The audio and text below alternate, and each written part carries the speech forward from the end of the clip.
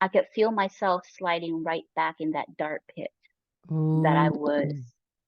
And I recognized it and I said, Lord, I don't want to go there. I want to be free.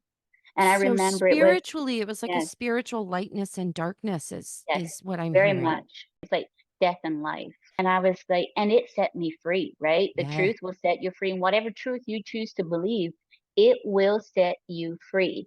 Yep. And so I let myself go back there for 7 weeks, and I remember it was the first week of July, me and my mom were out picking blackberries, right, in the back pasture, and I was feeling this dead oh, I felt s I knew I had to go, and and I knew it's gonna be another battle, right, because I'm back there now, and they're gonna do everything they can to keep me.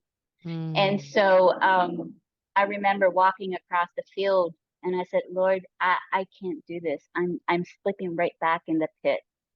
And it was, I think, the only time I really heard the audible voice of God, and He said, "Go, my child, and I will be with you."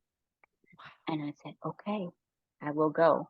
And so I slipped over to the neighbors, the English neighbors, and I used their phone and I called one of my friends and said, "Hey, you need to come pick me up.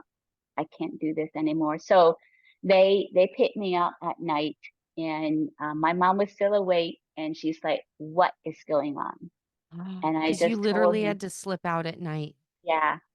And so I had everything packed before because I just knew I had to grab my stuff and run. Oh my And so I gosh. just wrote a letter for her, and she heard a car come in the driveway, and she says my name, and she's like, "What is going on?" And I said, "Hey, I'm leaving. I'm going to a friend's house." And she said she was just so mad. And so anyway, so I really just had to make the second run away from it. Yeah. And so anyway, with all of that being said, I knew I could not go back there